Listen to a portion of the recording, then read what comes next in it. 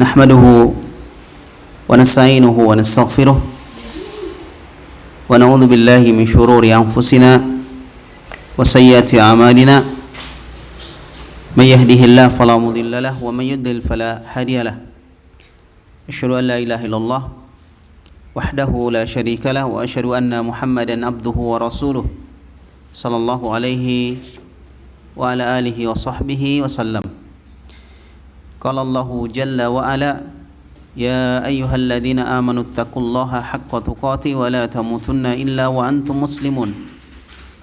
وقال تعالى يا أيها الناس اتقوا ربكم الذي خلقكم من نفس واحدة وخلق منها زوجها وبث منهما رجالا كثيرا ونساء واتقوا الله الذي تساءلون به والأرحام إن الله كان عليكم رقيبا.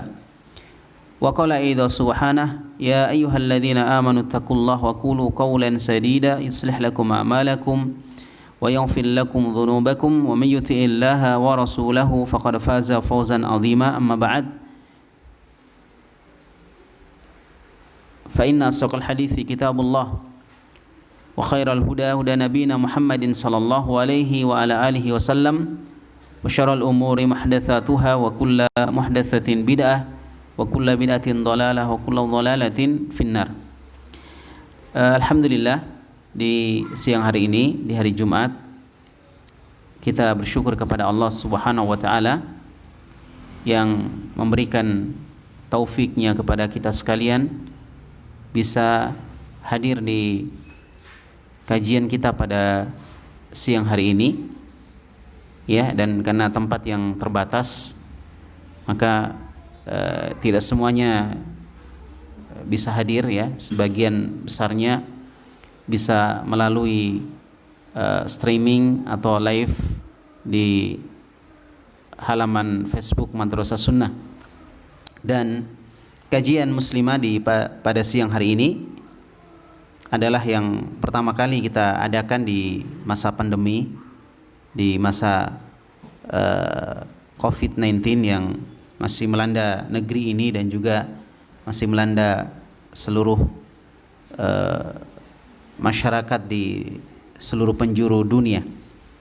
Dan kita berharap kepada Allah Subhanahu wa taala agar Allah Subhanahu wa taala senantiasa memberikan kebaikan kepada kita sekalian dan bisa mengambil pelajaran dari apa yang terjadi, ya, betapa nikmat waktu sebagaimana yang Nabi SAW sebutkan dalam hadis, nikmatan, ya, dua nikmat yang paling sering dilalaikan oleh manusia, yaitu as-siha wal faragh, nikmat kesehatan dan nikmat waktu yang luang. Ya, nikmat kesehatan dan waktu yang luang adalah nikmat yang sangat besar, ya, sehingga di masa seperti ini kita merasakan betapa ketika kita dalam kondisi aman, ketika kita dalam kondisi sehat, ya, waktu itu sangat bermanfaat sekali bagi kita. Namun masih banyak di antara kita yang tidak memanfaatkan waktunya dengan baik. Sekarang ketika seorang ingin menghadiri sebuah majelis ilmu, ya, mereka tidak semuanya bisa menghadirinya karena protokoler kesehatan yang diterapkan oleh pemerintah kita dan juga dalam rangka untuk memutus rantai penularan COVID-19, ya, maka kita melihat bahwa ternyata ketika kita berada dalam kondisi aman dan dalam kondisi yang sehat, ya, kita diberikan oleh Allah nikmat dan kesempatan untuk kita menghadiri majelis ilmu, kemudian mempelajari ilmu agama sebagai pintu kebaikan yang dikabarkan oleh Nabi SAW, may yuridillahu bi khaira yufaqqihu fid din. Siapa yang Allah kehendaki kebaikan, maka Allah Subhanahu wa taala akan memahamkan dia dengan urusan agamanya. Namun apapun kondisi kita, maka kita harus bersyukur atas kondisi itu. Kita harus melihat bahwa ada orang-orang yang lebih sengsara daripada kita. Ada orang-orang yang ujiannya lebih besar daripada kita. Oleh karena itu, dalam kondisi apapun kita tetap harus optimis, sehingga di masa new normal yang diterapkan oleh pemerintah kita, pemerintah Republik Indonesia, ya, di mana kita diizinkan untuk berkumpul dengan menjaga protokoler kesehatan, maka kita manfaatkan itu, ya, kebaikan dari pemerintah kita dan juga aturan-aturan yang kemudian sedikit memberikan peluang kepada kita untuk bisa melaksanakan kewajiban kita menuntut ilmu, maka kita gunakan dan kita manfaatkan. Semoga Allah senantiasa menjaga kita dan juga menjaga pemerintah kita, ya, dan memberikan petunjuk kepada mereka agar senantiasa mereka berada di dalam jalan yang diridhoi oleh Allah Subhanahu wa taala.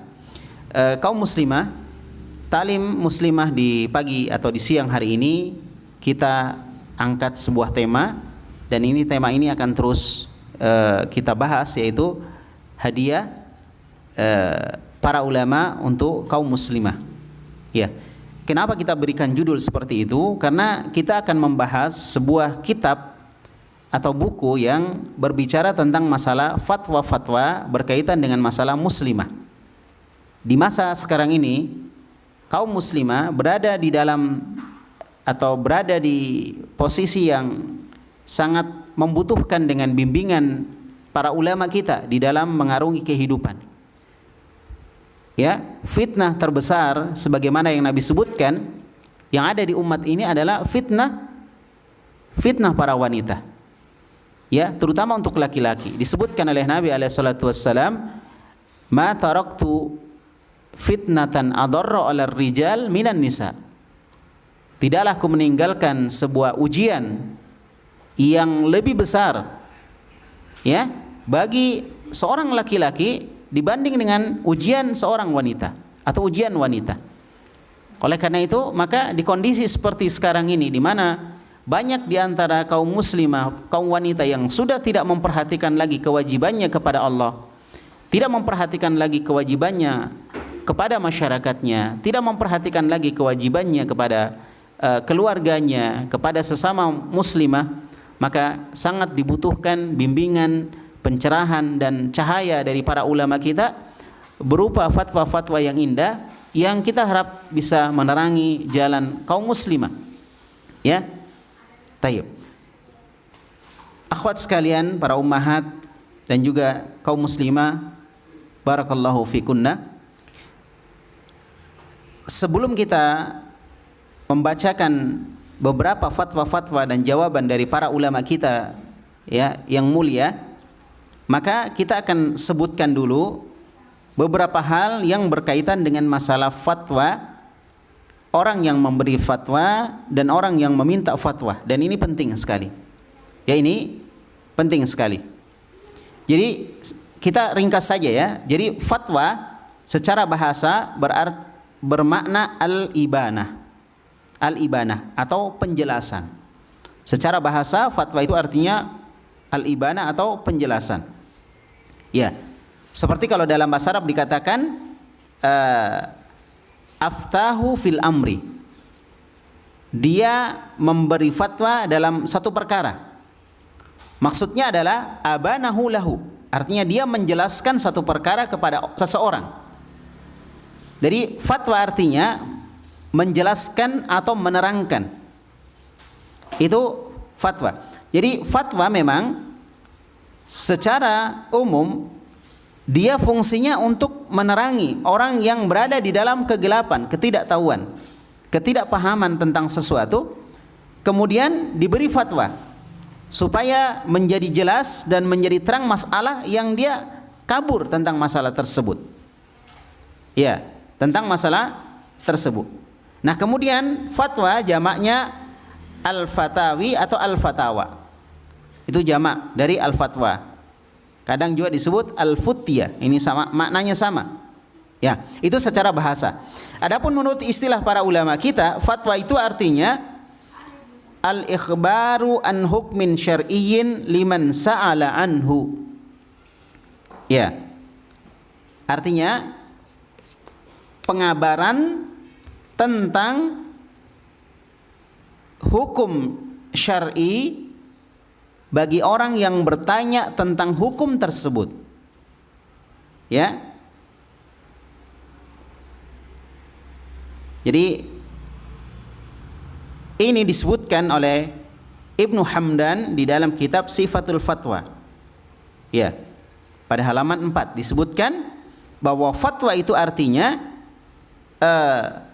pengabaran tentang hukum syar'i bagi orang yang bertanya tentang hukum tersebut.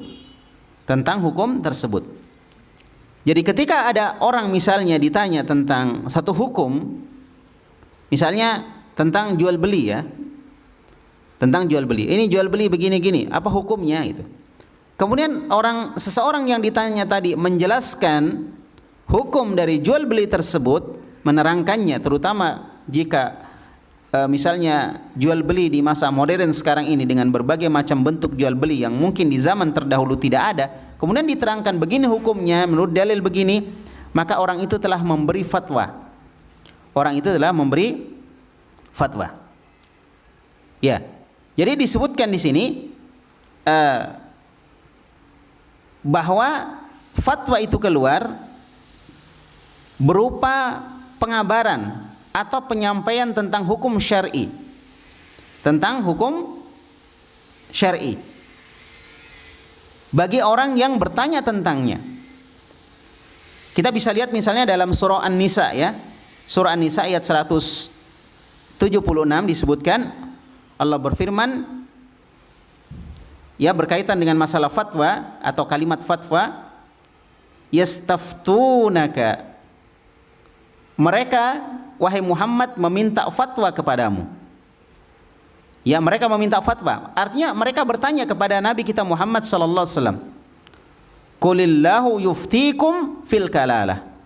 Katakanlah Allah lah yang memberi fatwa kepada kalian dalam masalah kalalah.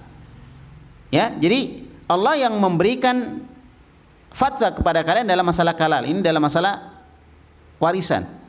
Jadi jamaah kaum muslimah barakallahu fikunna, Allah Subhanahu wa taala ya menjadikan fatwa sebagai jawaban bagi sebuah pertanyaan. Bagi sebuah pertanyaan. Jadi Allah berfirman, wahai Muhammad, mereka itu bertanya kepada kamu. Jadi ada pertanyaan. Maka katakan wahai Muhammad, Allah lah yang akan memberi fatwa kepada kalian tentang masalah itu. Allah yang akan atau Allah lah yang memberikan fatwa kepada kalian tentang masalah itu. Jadi ada yang bertanya, kemudian Allah jawab pertanyaan itu. Jadi Allah yang jawab. Mereka tanya kepada Rasulullah, tapi yang jawab adalah Allah. Dan ketika Allah yang menjawab disebutkan dalam ayat itu yuftikum, Allah yang memberikan fatwa kepada kalian. Ya, ini dalam surah An-Nisa ayat 176. Jadi jawaban terhadap sebuah pertanyaan berkaitan dengan masalah syar'i disebut fatwa. Jadi kalau misalnya ada disebutkan fatwa Syekh fulan, fatwa ulama fulan, berarti maksudnya ulama tersebut menjawab pertanyaan berkaitan dengan masalah hukum syar'i. Berkaitan dengan masalah hukum syar'i. Itu namanya apa? Namanya fatwa. Ya. Nah, kemudian orang yang berfatwa atau disebut dengan mufti, dia adalah al-mukhbir an hukmin syar'iyyin liman sa'ala anhu. Dia adalah orang yang memberikan berita, yang memberikan kabar berita tentang hukum syariat terhadap orang yang bertanya tentang hukum tersebut. Gitu. Jadi orangnya yang menjawab namanya mufti, orang yang berfatwa. Itu orang menjawab namanya orang mufti yang.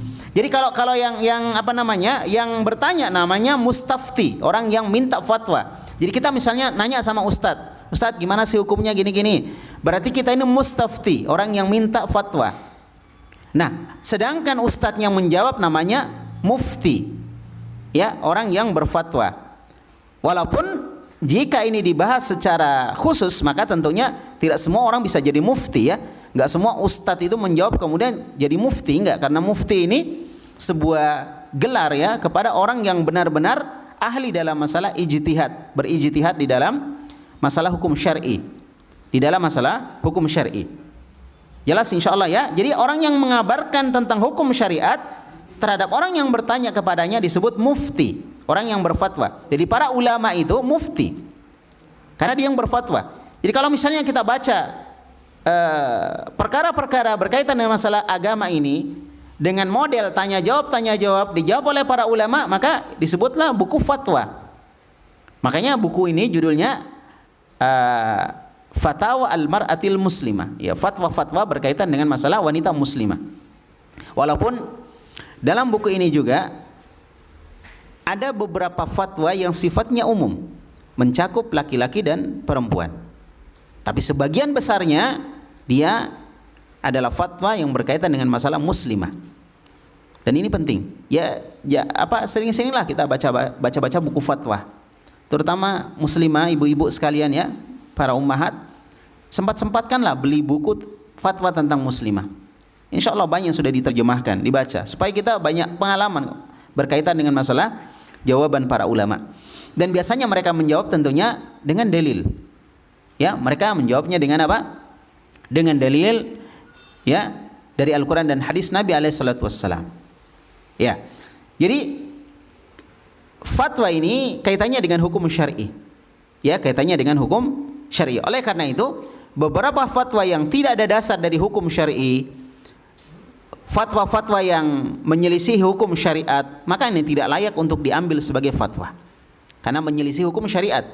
Karena tugas dari mufti yang memberi fatwa adalah bagaimana dia menjelaskan hukum syariat. Nah, kalau misalnya dia bertentangan dengan hukum syariat, menjelaskan agama mau-maunya dia, sekehendak dia, seenak perutnya sendiri dia menjelaskan agama menurut akalnya, menurut logikanya, maka ini tidak layak disebut sebagai ahli fatwa. Karena ahli fatwa itu menjelaskan hukum syariat. Maka yang dia jelaskan bagaimana penjelasan dia itu sejalan dengan hukum syariat. Ya, karena dia akan bertanggung jawab di hadapan Allah. Ya, jadi nggak boleh orang berfatwa seenaknya saja. Makanya ketika kita yang ditanya tentang satu masalah, kalau misalnya kita masih ragu terhadap jawaban masalah itu, sebaiknya kita mengambil fatwa orang lain dari kalangan para ulama atau mungkin para ustadz-ustadz kita yang dipercaya dan sudah kita yakini bagaimana mereka di dalam baru pegang kepada Al-Quran dan hadis Nabi SAW. Allah berfirman, wala ta'fu ma laisa laka bihi ilm innas sam'a wal basara wal fuada kullu ulaika kana anhu mas'ula. Janganlah engkau mengatakan sesuatu yang kamu tidak tahu tentang masalah itu, karena sesungguhnya pendengaran, penglihatan dan hati akan dimintai pertanggungjawaban oleh Allah Subhanahu wa ta'ala. Ya, Subhanahu wa ta'ala. Jelas insyaallah ya. Nah, kemudian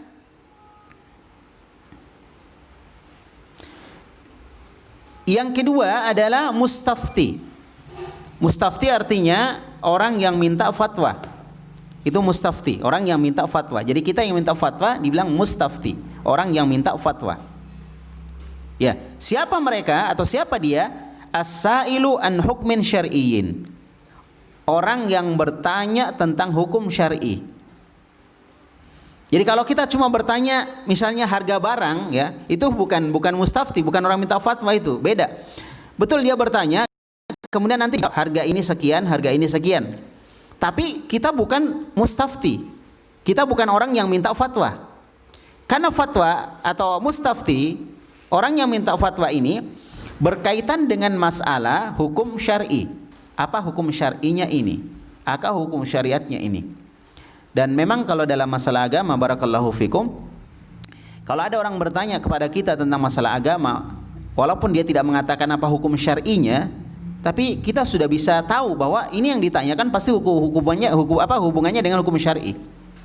Hubungannya dengan hukum syar'i. Makanya hati-hati ya, orang ingin menjelaskan sesuatu berkaitan dengan masalah agama, maka hendaklah dia mempelajari agama. Setelah dia paham, maka dia jelaskan kepada orang lain. Ya, kepada orang lain.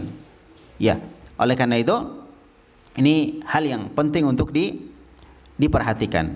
Ya, jadi kalau dilihat dari sisi ini, maka kita bisa membagi manusia itu menjadi dua. Yang pertama namanya mufti, al-mufti atau mufti, itu yang pertama. Siapa mufti itu? Ya, ahli ijtihad, yang berijtihad, yang menjawab.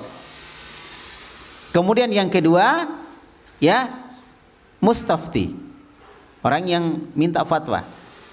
Siapa mereka? Mereka adalah orang yang belum mencapai derajat memberi ijtihad. Ya, paling dia mengambil fatwa dari ulama yang lainnya, ya, atau dia yang bertanya kepada ulama yang lain. Nah, dalam masalah fatwa ini ada 4 rukun yang harus diperhatikan. Ada 4 rukun fatwa. Jadi fatwa terwujud kalau 4 rukun itu terwujud atau ada. Rukun yang pertama adalah ada mufti, ada ahli fatwanya. Itu yang pertama. Jadi ada yang ditanya. Kemudian rukun yang kedua al-mustafti. Ada yang bertanya. Ini yang bertanya, ya. Rukun yang ketiga adalah ada istifta, ada pertanyaan. Dan rukun yang keempat adalah ifta, ada jawaban. Ada yang ditanya, ada yang bertanya, ada pertanyaan dan ada jawaban. Nah, kalau ini terkumpul semua, maka terwujudlah ya fatwa. Terwujudlah apa? Fatwa. Ya. Nah, kemudian ada hal juga yang harus dipahami di sini. Ada yang disebut dengan qadha atau hukum pengadilan. Hukum pengadilan. Jadi ada fatwa, ada hukum pengadilan. Ini beda ini. Walaupun dia sama dari satu sisi. Ya, dari sisi mana dia sama? Dari sisi bahwa kedua-duanya mengabarkan atau menyampaikan tentang hukum syar'i. Jadi ada ulama, ya, ahli fatwa, dan ada hakim. Ada hakim. Nah, apa persamaannya? Persamaannya kedua-duanya memberi jawaban terhadap sebuah permasalahan syar'i. Hakim ya, begitu. Karena dia ditanya atau ada sebuah permasalahan yang harus dia selesaikan. Ada oknum yang berseteru misalnya, dia harus selesaikan, maka dia jawab. Dia jawab dengan penyelesaian sesuai dengan Al-Quran dan hadis atau sesuai dengan syariat. Maka itu hakim. Itu hakim. Ya, di pengadilan. Nah, ada juga yang sifatnya itu adalah bukan hakim, tapi dia mufti. Jadi ada fatwa, ada qadha. Qadha artinya hukum pengadilan. Nah, dari sisi yang saya sebutkan tadi itu sama-sama memberikan hukum atau mengabarkan tentang hukum syar'i. Nah, cuma keduanya berbeda. Tolong dipahami baik-baik ini, dan ini kadang kita sering salah paham ya. Dipahami baik-baik. Jadi keduanya memiliki perbedaan. Perbedaannya apa? Kata para ulama, annal qadha fihi ilzamun bil hukmi bi khilafil futya.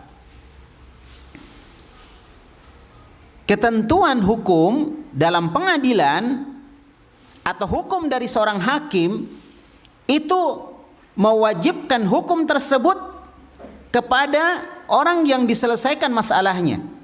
Dan ini berbeda dengan fatwa. Jadi harus diambil, misalnya ya, ada perselisihan masalah tanah antara 2 orang. Kemudian hakim menentukan penyelesaiannya begini. Maka kedua orang yang berselisih tadi wajib untuk mengambil keputusan hakim. Tidak boleh tidak. Mengatakan, oh saya tidak berpendapat begitu Pak Hakim. Saya pendapatnya begini, nggak boleh. Kalau hakim itu misalnya madhabnya Syafi'i, kemudian dia selesaikan sebuah masalah syar'i menurut pandangan dia dalam madhab Syafi'i, maka itu yang dipakai. Itu namanya hakim. Ya. Adapun fatwa tidak seperti itu. Ya. Fatwa tidak seperti itu. Fatwa itu tidak mengikat. Jadi kalau misalnya ada ulama berfatwa, lalu kita tolak fatwanya, kita tidak sependapat, nggak ada masalah. Kemarin di awal-awal pandemi virus COVID-19 sempat ada beda pendapat masalah sah tidak sholat berjamaah ketika tidak merapatkan shaf.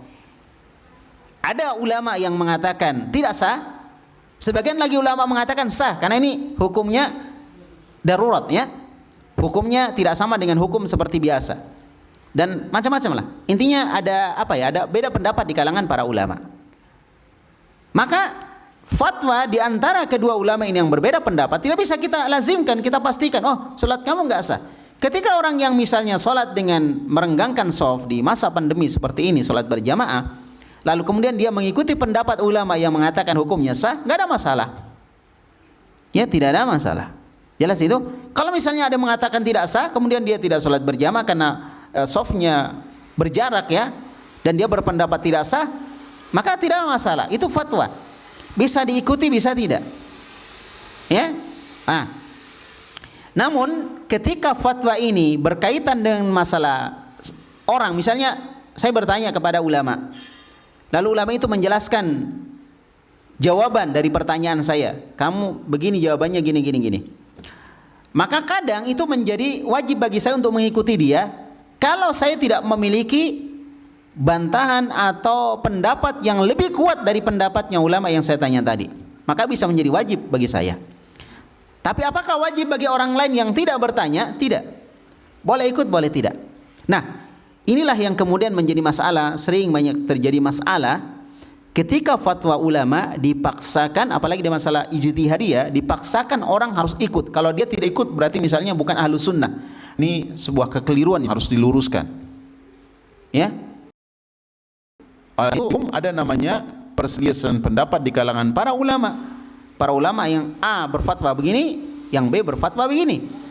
Nah, ketika kita lihat yang A lebih kuat, maka orang yang mengikuti fatwa A dari kalangan mustafti, orang yang bertanya, atau misalnya dari kalangan orang yang sependapat dengan fatwa A, tidak boleh dia kemudian mengklaim si B ini kemudian misalnya sesat misalnya.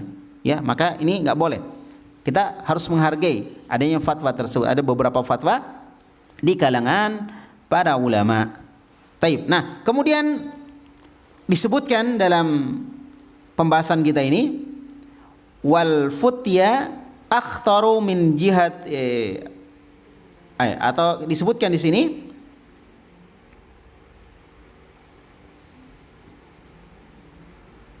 ya, kama annal qada ya'tamilu 'ala an-nadhri fi hujadil khusum.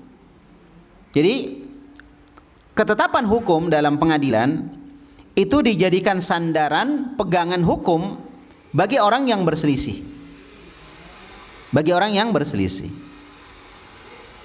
Misalnya masalah perceraian, makanya kita lihat beberapa ustadz kita ya, ketika ditanya tentang kaitannya dengan masalah perceraian dan lain sebagainya, kadang dia nggak jawab, atau dia jawab secara umum.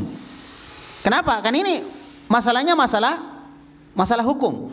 Kembalinya ke pengadilan. Ini dianggap cerai enggak? Ya udah ke pengadilan dulu. Nanti kalau misalnya pihak pengadilan mengatakan ini sudah dianggap cerai atau dia mengatakan belum, ya sudah, itulah hukumnya. Itulah hukumnya. Karena ini kaitannya dengan masalah pengadilan. Masalah pengadilan. Ya, jelas insyaallah ya. Nah, atau misalnya ada perselisihan berkaitan dengan masalah utang misalnya. Ya, masalah utang. Ya, kembali ke pengadilan. Apakah orang itu dianggap, misalnya ada orang sudah bayar utang tapi dia lupa yang dibayar tadi, misalnya ada si A utang kepada si B. Nah, kemudian si B sudah dibayar oleh si A, cuma si B-nya lupa. Tapi si A-nya juga bersikeras, saya sudah bayar.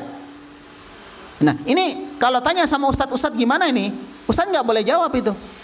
Itu urusan pengadilan, kembalinya ke pengadilan. Siapa yang benar di antara keduanya gitu. Jelas insyaallah ya. Nah, karena apa? Ketika hukum di sebuah pengadilan sudah ditetapkan, maka itu menjadi rujukan, menjadi tempat kembali bagi orang yang berselisih. Orang yang berselisih. Adapun fatwa, maka dia menjadi pegangan di dalam masalah dalil. Dalam masalah apa? Dalam masalah dalil. Nah, sekarang mana lebih bahaya? Orang yang berfatwa atau orang yang menetapkan hukum? Hukum pengadilan. Mana lebih bahaya? Taib. Semuanya bahaya. Dari sisi yang berbeda. Kadang fatwa itu lebih bahaya. Ya, makanya hati-hati berfatwa. Kadang juga menentukan hukum pengadilan itu lebih bahaya. Saya jelaskan beberapa hal ya kaitannya dengan masalah fatwa ini karena kita akan bahas fatwa ya supaya kita tahu fatwa itu gini gitu. Ya. Kita harus tahu ini. Dan kenapa kadang ulama itu berhati-hati dalam masalah fatwa? Itu. Kenapa mereka kadang berhati-hati? Kadang ada ulama ditanya, dia mengatakan saya tidak tahu. Ya, ini penting sekali berkaitan dengan masalah ini. Taib, ya. Nah, disebutkan bahwa al-qadha, hukum pengadilan, akhtaru minal futya, itu lebih bahaya daripada fatwa. Min jihati anna fi ilzaman bil hukmi, karena hukum pengadilan itu mengikat dan bersifat wajib terhadap sebuah hukum. Jadi kalau misalnya tadi ada orang yang berselisih, pengadilan sudah menetapkan hukumnya begini, hukumnya A misalnya, maka kedua orang yang berselisih tadi wajib untuk mengikuti hukum itu. Nggak boleh dia tidak terima. Oh, saya nggak terima hukumnya, nggak bisa. Saya nggak mau dipenjara karena saya nggak terima hukumnya misalnya, nggak bisa. Karena pihak pengadilan sudah memutuskan itu. Nah, adapun fatwa kan tidak. Fatwa itu bisa diikuti, bisa tidak. Namanya fatwa. Kalau fatwa semua wajib diikuti, wah kita akan bingung. Kenapa? Barakallahu fikum akhwat fillah. Karena fatwa itu antara satu ulama dengan yang lain sering terjadi perbedaan pendapat. Misalnya, ulama fulan yang kita kenal sama-sama bagus misalnya, bagaimana kekokohan mereka di dalam memegang Al-Quran dan hadis misalnya, kita yakin dengan keduanya. Tapi ulama A kemudian mengatakan, ketika ditanya bagaimana pendapat kamu tentang si fulan, ulama A mengatakan jangan kamu dekati si fulan. Tapi ulama B kemudian mengatakan, oh kamu boleh dekat sama si fulan, karena si fulan itu yang saya lihat secara zahir dia bagus akidahnya, bagus ilmunya, dan seterusnya dan seterusnya. Maka ini tidak mengikat. Artinya boleh seorang kemudian berpendapat dengan pendapat ulama A, boleh dia berpendapat dengan pendapat ulama B, fatwa ulama B, karena hukumnya tidak mengikat. Hukumnya tidak mengikat, kecuali jika sebuah fatwa yang jelas-jelas salah dan jelas bertentangan dengan Al-Quran dan hadis Nabi SAW, maka tentunya boleh untuk diselisihi. Boleh untuk diselisih, dan kita lebih mengutamakan fatwa yang sejalan dengan Al-Quran dan hadis Nabi SAW. Jadi dari sisi bahwa pengadilan, hukum pengadilan itu hukumnya wajib untuk diikuti bagi orang yang diadili, ya kan? Maka dari sisi ini, maka hukum pengadilan itu lebih bahaya, karena jadi sesuatu jadi wajib gitu, dia mewajibkan sesuatu, jadi lebih bahaya. Ya, adapun fatwa bahaya dari sisi mana? Adapun fatwa dari sisi bahwa hukumnya tata'allaku bi syariatin ammah al-mustafti wa ghairi. Jadi kalau fatwa hukumnya mengikat banyak orang. Kalau tadi hukum syar'i hukum pengadilan kan mengikatnya di orang yang bermasalah saja, udah ya. Tapi kalau fatwa enggak, dia mengikat banyak hukum. Orang lain boleh ambil gitu. Tapi kalau misalnya dalam hukum pengadilan, kita enggak ngambil dari hukum yang ditetapkan untuk masalah orang lain gitu. Bukan masalah kita, itu masalah orang lain. Adapun kalau masalah fatwa, jika memang masalahnya sama, maka hukum itu tetap berlaku secara umum. Jadi yang mengikutinya lebih banyak, dan ini lebih bahaya. Ya, ini lebih bahaya. Taib. Ini oleh karena itu ini perlu dibedakan antara fatwa dengan hukum di pengadilan. Ya, jadi fatwa itu tidak melazimkan, tidak mewajibkan untuk diikuti, tapi kalau hukum di pengadilan mewajibkan untuk mengikuti bagi orang yang mendapatkan keputusan tersebut. Jadi hati-hati ya, dalam masalah fatwa juga kita hati-hati, karena kita diikuti banyak orang. Ketika kita berfatwa dan fatwa kita salah, tentunya kita bisa mendapatkan imbas ya dari kesalahan yang tersebar. Wallahu alam bissawab. Nah, oleh karena itu para akhwat sekalian, para ummahat sekalian, barakallahu fikunna. Ya, semoga tidak mengantuk ya di siang hari ini, tetap semangat ya insyaallah untuk belajar. Apalagi sudah lama kita tidak belajar ya. Mungkin belajarnya lewat online. Kalau online kan bisa tidur-tiduran gitu, nggak ada yang lihat ya. Kalau ini kan nggak enak kalau kita tidur ya. Jadi tetap semangat, masya Allah ya. Semoga Allah memberikan pemahaman kepada kita semua, amin. Akhwat sekalian, para ummahat, barakallahu fikum, barakallahu fikunna. Para ulama kita terdahulu, wa qad kana salafus salihu minas sahabati wa man ba'dahum ya yahabuna al-futya. Jadi para ulama kita terdahulu, ulama salafus saleh, para pendahulu kita, mereka itu saling menyerahkan dalam masalah fatwa. Mereka takut dalam masalah fatwa. Ya, para ulama kita dulu kalau masalah fatwa takut mereka. Ya kan? Kita lihat, dengar bagaimana kisahnya Imam Malik rahimahullah. Walaupun ada kisah lain yang akan disebutkan di sini, kisah Imam Malik rahimahullah yang ditanya ya 40-an pertanyaan. Dia jawab sekitar 6 pertanyaan. Padahal siapa nggak kenal Imam Malik? Gurunya Imam Syafi'i. Imam Syafi'i ulama yang luar biasa, hafalannya luar biasa, masih kecil sudah hafal Al-Quran. Ya, dia hafal banyak kitab-kitab para ulama. Ya kan? Menulis kitab yang juga luar biasa. Itu belajar kepada Imam Malik, duduk di hadapan Imam Malik belajar kepada Imam Malik. Nah, Imam Malik ini pernah ditanya tentang beberapa masalah, sekitar 40-an masalah, dia jawab cuma sekitar 6 masalah. Bagaimana takutnya, khawatirnya Imam Malik. Sisanya dia bilang la adri gitu. Saya nggak tahu. Betapa para ulama kita terdahulu itu berhati-hati dalam masalah fatwa.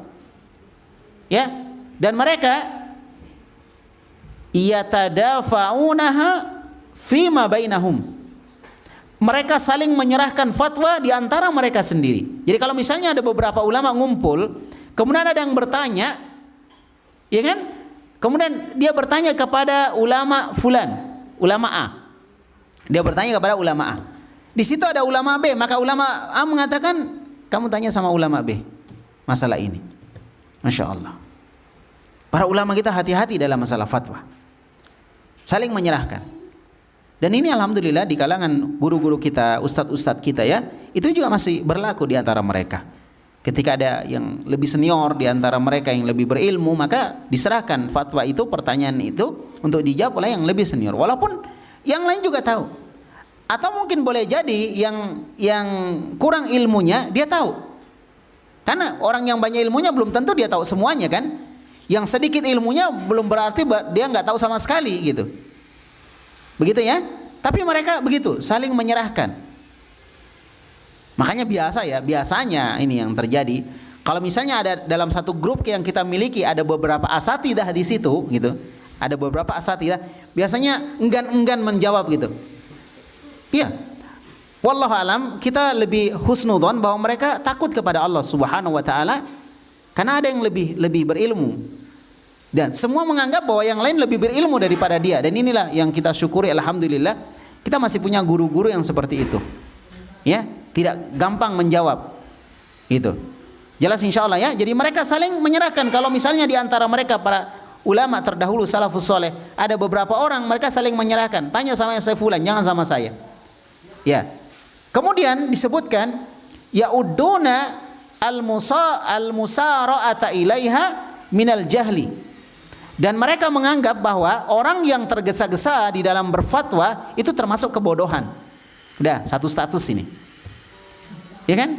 Tergesa-gesa di dalam menjawab pertanyaan itu apa? Termasuk kebodohan, kejahilan. Dari sisi mana kejahilannya? Dari sisi ketidaktakutan dia terhadap pertanggungjawaban di hadapan Allah Subhanahu wa taala. Ada pertanggungjawaban. Tidak sekedar dia menjawab selesai masalah, tidak. Ketika jawabannya memberikan efek negatif di tengah masyarakat, ada pertanggungjawaban di hadapan Allah. Dan ingat, tidak semua yang benar harus kita sampaikan saat itu juga. Kadang seorang ditanya tentang satu masalah, betul jawabannya jawaban A, tapi ada juga jawaban B. Maka seorang yang ditanya harus tahu ini yang cocok saya jawab dengan jawaban A atau jawaban B. Dalam kondisi ya ketika dia ditanya. Begitu. Tidak semua yang benar kita langsung sampaikan, tidak. Kadang kita tahan. Gitu. Kadang kita tahan. Lihat kondisinya. Lihat kondisi. Apakah kondisi itu ketika kita jawab pertanyaan dengan jawaban A memberikan efek yang positif atau negatif? Ya. Oleh karena itu benar bahwa para ulama kita terdahulu salafus saleh ya'udduna al-musara'ata ilaiha minal jahli. Mereka menganggap bahwa tergesa-gesa di dalam berfatwa itu termasuk kebodohan. Makanya nanti dalam buku Fatawa Al-Mar'ah Al-Muslimah, ya kita nggak ngambil dari fatwa-fatwa dari ulama yang kita tidak kenal tentang istiqomah mereka di atas sunnah. Kita ambil dari para ulama kita yang istiqomah di atas sunnah. Walaupun tentunya tidak semuanya ya, tidak semuanya, tapi dipilih-pilih di antara para ulama tersebut dari fatwa yang memang jawabannya itu layak untuk diikuti. Taib. Para muslimah, para akhwat barakallahu fikunna. Nah, kemudian disebutkan faqad rawa Ibnu Abdul Bar bi sanadihi an Zaid ibni Arqam wal Barra ibni Azib radhiyallahu anhuma. Ibnu Abdul Bar meriwayatkan dengan sanadnya. Sanad ini artinya silsilah periwayat. Ini namanya sanad. Misalnya si A dapat riwayat dari B, B dapatnya dari C, C dapatnya dari D, D dapatnya dari E, dan seterusnya. Maka silsilahnya ini secara keseluruhan periwayatnya meriwayatkan satu masalah atau satu riwayat. Maka silsilahnya ini susunan orang-orangnya ini disebut dengan sanad. Disebut dengan sanad. Dan ini ada dalam periwayatan dan tentunya ada dalam hadis. Ya, setiap hadis itu ada sanadnya, ada matannya. Matan itu bunyi hadisnya. Sanad itu orang-orang yang meriwayatkannya. Kan nggak mungkin lah Imam Bukhari langsung dengar dari Rasulullah, itu nggak mungkin karena umurnya beliau tentunya jauh sekali ya. Tayyib. Imam Bukhari lahir tahun berapa? 164 ya kalau nggak salah atau 54. Wallah alam, anak agak lupa lahirnya. Nah, jadi jauh 100 lebih lah dari Nabi Muhammad alaihissalam. Jadi nggak mungkin beliau dengar dari Nabi. Nah, oleh karena itu beliau dengarnya tentunya dari gurunya. Gurunya dari siapa? Dari gurunya lagi dan seterusnya. Itu yang disebut dengan sanad. Nah, Imam Ibn Abdul Bar meriwayatkan dengan sanadnya dari sahabat Zaid bin Arqam dan Al-Barra bin Azib. Ya, anna rajulan sa'ala ahadahuma. Ada seseorang bertanya kepada salah seorang dari keduanya. Ya, bertanya kepada Zaid bin Arqam atau bertanya kepada Al-Barra bin Azib. Bertanya kepada sahabat, Masya Allah. Yang ditanya ini sahabat ya, bukan orang sembarangan, bukan S3, S2, bukan. S1, bukan. Yang ditanya ini sahabat yang menjadi murid dari muridnya Nabi alaihissalam. Ditanya tentang apa? Ditanya tentang as-sarfu.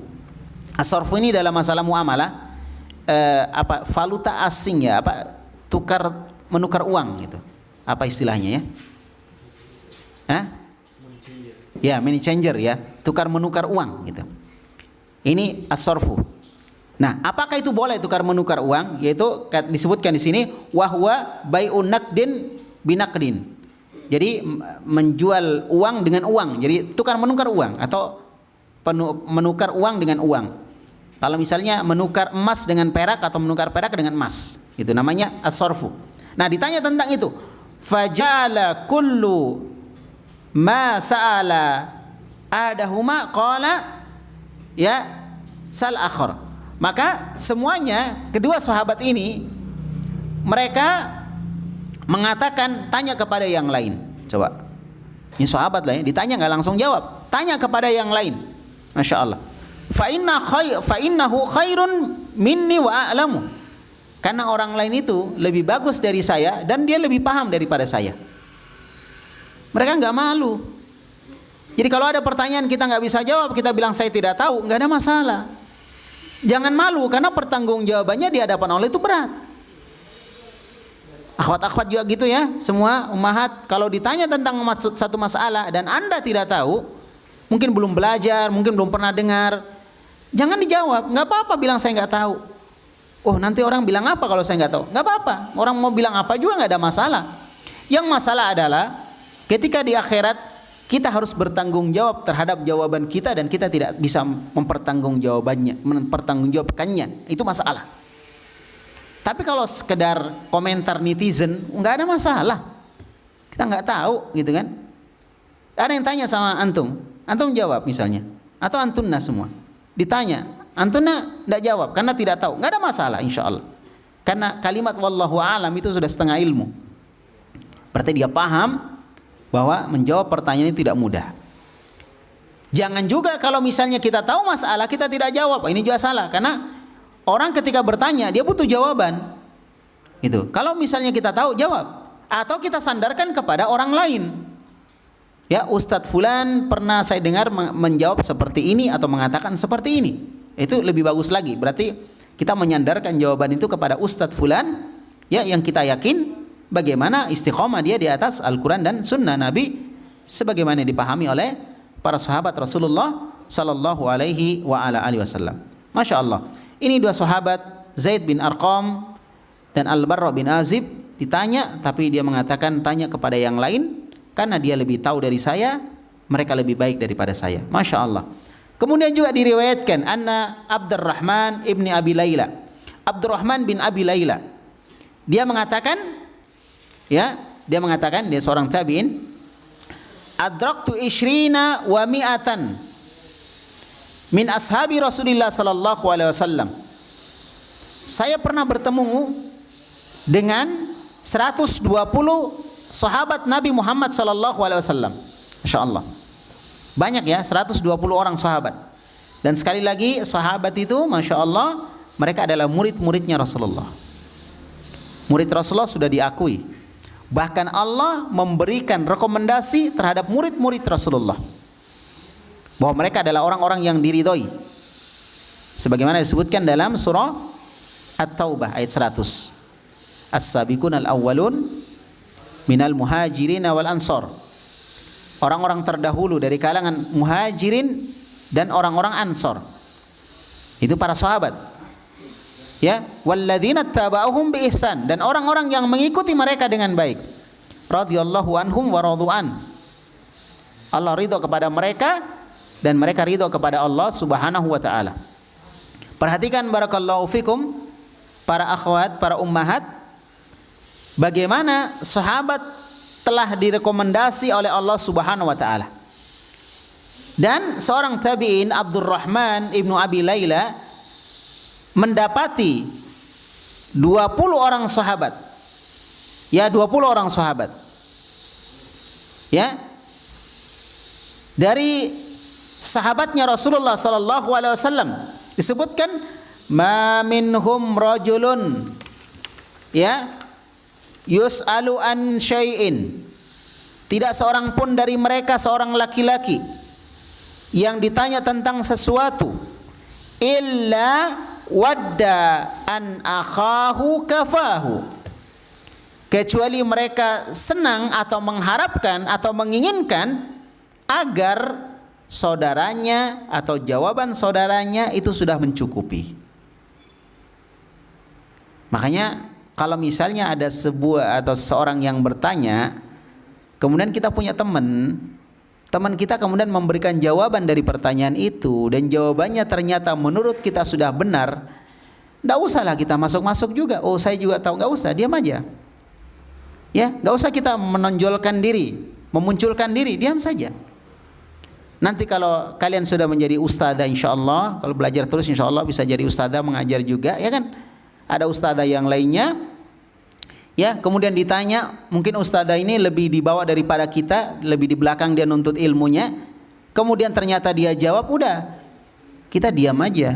Kalau jawabannya sudah benar, sudah, ngapain kita mau masuk lagi ke situ? Mau apa coba? Mau pamer gitu? Mau beritahu bahwa saya lebih hebat, saya lebih senior gitu? Nggak usah, diam aja. Ya, tayyib. Jadi itulah para sahabat terdahulu, senang kalau saudaranya yang lain ketika ditanya pertanyaan itu dia jawab dan itu sudah cukup. Jadi enggak perlu lagi dia menjawab. Wala yuhadditsu haditsan illa wadda an akhahu kafa. Dan tidaklah dia menyampaikan sebuah hadis, sebuah riwayat kecuali dia senang jika saudaranya itu sudah cukup. Ya, sudah mencukupi. Yaqulu Ibnu Hamdan, berkata Ibnu Hamdan, wa idza kana ashabu Rasulillah sallallahu alaihi wasallam tas'abu alaihim al-masail. Jika para sahabat Nabi alaihi salatu wasallam itu berat, ya, susah mereka dalam beberapa perkara dalam masalah agama, mereka ditanya tentang masalah-masalah itu. Wala yujibu ahaduhum hatta yakhudha ra'ya sahibihi.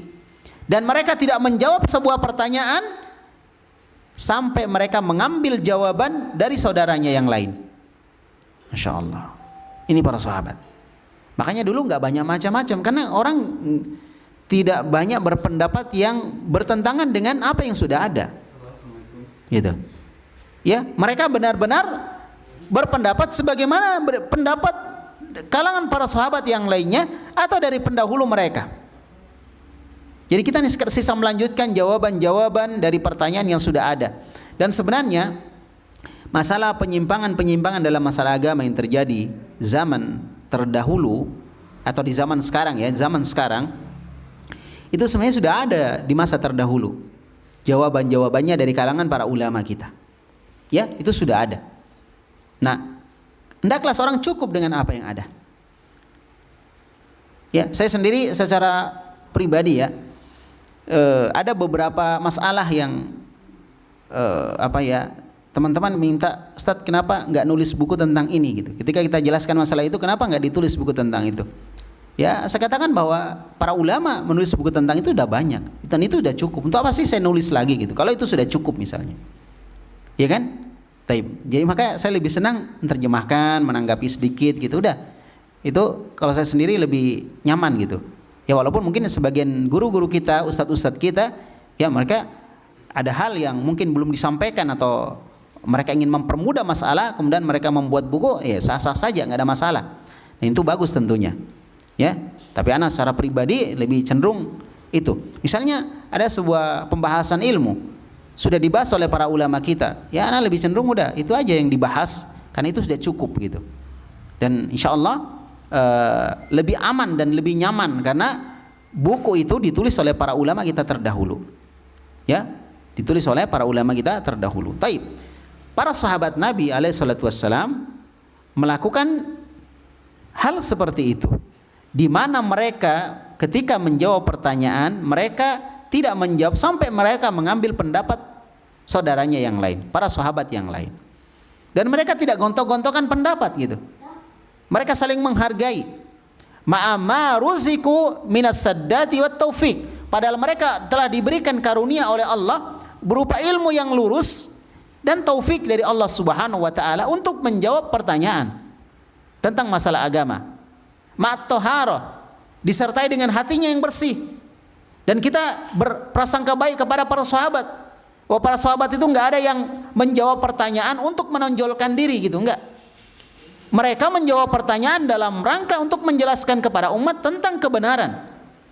Tidak ada di antara mereka mau sombong-sombongan, mau pamer-pameran, mau pintar-pintaran siapa yang paling pintar, mau senior-senioran, tidak ada di antara para sahabat. Alhamdulillah. Dan kita bersyukur bahwa rujukan ilmu kita dari para sahabat yang orang-orangnya mereka itu seperti itu. Bersih hatinya dari sifat-sifat yang, ya, sebagaimana kita sebutkan tadi. Fakaifa bina, ya, kata Ibnu Hamdan, lalu bagaimana dengan kita? Alladzi ghattat al-khotoya, yang ditutupi dengan kesalahan, banyak kesalahan. Wad-dunub qulubuna, dan banyaknya dosa dari hati kita. Para sahabat yang, ya, mereka terjaga dari banyak dosa, suci hatinya dari hal-hal, dari penyakit-penyakit hati. Mereka masih berhati-hati dalam masalah fatwa. Dalam masalah fatwa. Bagaimana dengan kita? Ya, dan ini disebutkan di dalam kitab Jami' Bayanil Ilmi. Taib. Jamaah kaum muslimin dan muslimah barakallahu fikunna, para muslimah sekalian, itulah beberapa hal berkaitan dengan masalah fatwa. Ya, dan masih banyak lagi kisah-kisah para ulama kita berkaitan dengan masalah itu. Ya, seperti ada kisah yang disebutkan oleh Ibnu Abdul Bar. Beliau sebutkan, dan ini disebutkan di dalam kitab yang sama, Jami' Bayanil Ilmi, disebutkan oleh Ibnu Abdul Bar dari Al-Qasim bin Muhammad, dan dia adalah seorang ahli fikih, ya, seorang ahli fikih. Berita atau riwayat datang dari Al-Qasim bin Muhammad, seorang ahli fikih, annahu ja'ahu rajulun, suatu hari ada orang datang kepada beliau, fasalahu an syai'in, lalu beliau ditanya tentang sesuatu. Ingat, beliau seorang ahli fikih dan dia masuk dalam salah seorang dari 7 ahli fikih yang terkemuka. Al-Qasim bin Muhammad, nanti dicek di Google ya, siapa beliau. Al-Qasim bin Muhammad. Ya. Didatangi oleh seseorang, orang ini bertanya kepada beliau tentang sesuatu, tentunya tentang masalah agama. Iya. Faqala la uhsinuhu. Dia mengatakan, saya tidak melihatnya itu bagus gitu. Artinya dia enggak srek gitu. Faqala ar-rajulu inni la a'rifu ghairak. Ya Syekh, saya ini tidak tahu ya selain engkau, makanya saya tanya kepadamu gitu. Jadi maunya siapa tadi? Al-Qasim bin Muhammad, jangan tanya sama saya, tanya sama yang lain. Tapi orang itu mengatakan, saya tidak tahu selain engkau, cuma kamu yang saya kenal. Ya, yang saya paham bisa menjawab itu. Maka Al-Qasim mengatakan, la tangdur ila tauli lihyati. Wahai yang bertanya, jangan kamu melihat panjangnya jenggotku gitu. Ya, kadang orang melihat orang pintar itu, oh panjang jenggotnya, berarti wah ini senior ini ya. Pengalaman ini ya. Jadi kadang panjangnya jenggot mempengaruhi seseorang gitu. Biasanya kalau misalnya di masjid gitu nggak ada khotibnya datang, lihat mana yang paling panjang jenggotnya, ya biasa suruh naik gitu. Ya, makanya kalau kita ke masjid biasa jenggotnya ditutup-tutup supaya nggak kelihatan panjang gitu. Kalau panjang suruh naik, kalau khotibnya nggak datang, oh jadi naib dia. Ya, jadi Al-Qasim bin Muhammad mengatakan, jangan kamu melihat panjangnya jenggot tuh. Wa kathratin nasi hauli, jangan kamu melihat banyaknya orang berkumpul di majelisku. Wallahi ma uhsinu, demi Allah saya tidak menganggap itu bagus.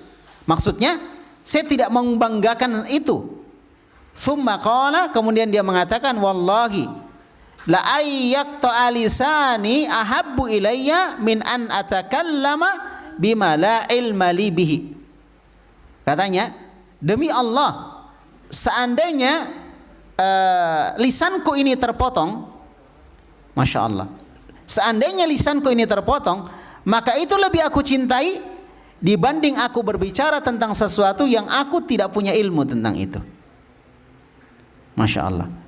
Jadi apa ya, orang tadi bertanya tentang sesuatu, dia mengatakan saya tidak memandang baik itu, maksudnya saya kurang kuasa itu masalah. Iya, saya kurang menguasai masalah itu. Masya Allah. Luar biasa para ulama kita terdahulu, rahimahumullah. Ya, dan semoga kita masih bisa bertemu dengan para ulama di zaman sekarang ini yang seperti itu. Paling tidak kita bisa bertemu dengan guru-guru kita, ustadz-ustadz kita yang seperti itu. Ya, tidak selamanya guru-guru kita, ustadz-ustadz kita yang kemudian ditanya tentang satu masalah lalu dia tidak menjawab masalah itu, bukan berarti mungkin dia tidak tahu. Boleh jadi karena dia tawadhu, boleh jadi karena mungkin ada orang lain di dekat dia dari kalangan asatidzah, guru-guru kita yang lainnya sehingga dia tidak menjawab dan lain sebagainya. Banyak hal. Sehingga tidak boleh kita kemudian mengklaim bahwa ini ustadz ditanya tidak menjawab, ini ustadz kurang ilmunya. Belum tentu. Boleh jadi ya karena ketawadhuan dia.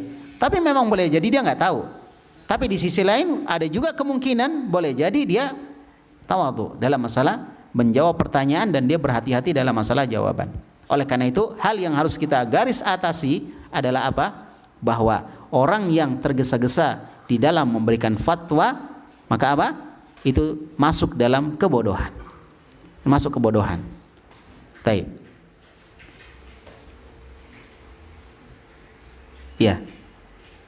Jadi itu hal yang awal saya sampaikan kepada akhwat sekalian, para ibu-ibu sekalian, agar supaya ini juga pelajaran untuk kita ya, bagaimana para ulama kita berhati-hati dalam menjawab pertanyaan dalam masalah agama gitu. Apalagi kita, ya maka hendaklah berhati-hati. Jangan sembrono, jangan asal-asalan. Kalau nggak tahu bilang saja nggak tahu. Ya, oh kalau saya jawab nggak tahu nanti dia kemudian tidak mau kenal dengan dakwah Ahlussunnah misalnya begitu. Nggak, itu urusan Allah nanti. Allah Subhanahu wa taala memberikan hidayah kepada siapa yang dikehendaki. Ya kan? Dan orang yang bersungguh-sungguh, kalau betul-betul dia bersungguh-sungguh mencari jalan yang benar, Allah akan tunjukkan jalannya. Alladzina jahada fina lanahdiyannahum subulana. Orang yang bersungguh-sungguh menuju mencari petunjuk dari kami, maka akan kami berikan petunjuk. Ya, kami berikan petunjuk tersebut. Maka insyaallah dengan kita tidak menjawab sebuah pertanyaan yang memang kita benar-benar tidak kuasai, insyaallah ini tidak tidak menjadikan kita menjadi hina atau menjadi menjadi tidak punya nama dan seterusnya dari masalah-masalah yang sifatnya adalah keingintenaran misalnya dan lain sebagainya. Ya, maka ketika Anda tahu sampaikan, dan ketika tidak tahu katakan wallahu a'lam. Biasakan menyampaikan wallahu a'lam. Ya, ada tulisan yang saya buat di website, ya, judulnya belajar mengatakan wallahu a'lam. Belajar mengatakan wallahu a'lam. Jadi memang harus dipelajari, karena orang mengatakan wallahu a'lam itu, kalau kita sih wajar ya, memang kita nggak tahu sih, orang tanya, ketika bertanya kepada kita bilang wallahu a'lam, saya nggak tahu, wajar. Tapi misalnya bagi orang yang berilmu, sudah punya titel dan seterusnya, ya itu jawaban wallahu a'lam kadang berat untuk dia jawab. Wah, nanti saya dibilang nggak tahu ini. Untuk apa sekolah jauh-jauh kalau jawab pertanyaan seperti itu nggak tahu. Maka kita ambil pelajaran dari Imam Malik rahimahullah, seorang imam besar, seorang imam madhab, guru Imam Syafi'i. Masya Allah, belajar kepada para ulama-ulama yang tidak jauh jaraknya dengan Nabi SAW dari sisi masa hidup mereka. Tetap mengatakan la adri, saya tidak tahu. Nah kemudian Abu Dawud mengatakan, ma ahsa ma sami'tu Ahmada. Aku tidak bisa ma ukhsi ma sami'tu Ahmada. Saya tidak bisa menghitung apa yang aku dengar dari Imam Ahmad. Yus'alu an kathirin, ditanya tentang banyak masalah, mimma fihi ikhtilafun minal ilmi, yang di dalamnya ada perselisihan pendapat di kalangan para ulama tentang masalah itu. Fayaqulu la adri, maka Imam Ahmad mengatakan saya tidak tahu. Masya Allah, Imam Ahmad, Imam Ahlussunnah wal Jamaah, ya, penulis kitab Al-Musnad, ya, dari kitab hadis yang panjang Al-Musnad. Jadi kata Abu Dawud, insyaallah Imam Abu Dawud, dia mengatakan saya tidak bisa menghitung. Itu menunjukkan saking banyaknya itu. Saya tidak bisa menghitung. Yang saya dengar langsung dari Imam Ahmad, berarti dia dengar langsung. Imam Ahmad mengatakan apa? La adri, saya tidak tahu. Ternyata para ulama kita terdahulu, walaupun dia adalah ulama-ulama yang ahli dalam masalah agama, Imam Ahmad hafal 1 juta hadis, ya. Tapi ketika dia ditanya dan dia merasa tidak tahu, dia mengatakan la adri, saya tidak tahu. Bukan berarti bahwa mungkin beliau tidak tahu sama sekali. Mungkin ada yang dia tahu, tapi beliau mungkin ragu-ragu dari yang benar, yang pastinya yang mana. Wallahu a'lam bishawab. Ala kulli hal, beliau mengatakan la adri, saya tidak tahu. Dan Imam Abu Daud mengatakan saya tidak bisa menghitung sudah berapa banyak jumlah ucapan la adri yang disebutkan oleh Imam Ahmad ketika dia ditanya tentang satu masalah. Taib. Ini disebutkan dalam kitab Masailul Imami Ahmad, ya, dari riwayat Imam Abu Dawud. Taib. Kemudian disebutkan yang terakhir, wa ahwaluhum fi hadzal bab muntasyiratun fi kutubit tarajim wasyar.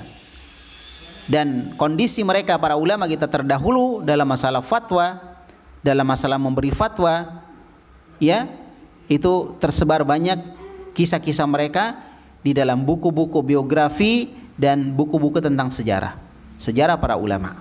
Nah, semoga ini bisa menjadikan kita semakin berhati-hati di dalam berfatwa. Kemudian yang kedua, yang paling penting adalah kita bisa lebih percaya dengan para ulama yang sudah berfatwa, di mana mereka berfatwa dengan hati-hati. Supaya kita lebih yakin. Ya. Kan kita kadang para ulama menyampaikan fatwa itu enggak sebutkan dalil. Langsung disebutkan. Dia enggak sebutkan dalil. Ya. Apalagi kalau misalnya fatwanya ringkas, dia enggak sebut dalil. Dia mengatakan boleh, alasannya begini, enggak boleh, alasannya gini. Sudah selesai. Dia enggak sebut dalil. Kadang-kadang.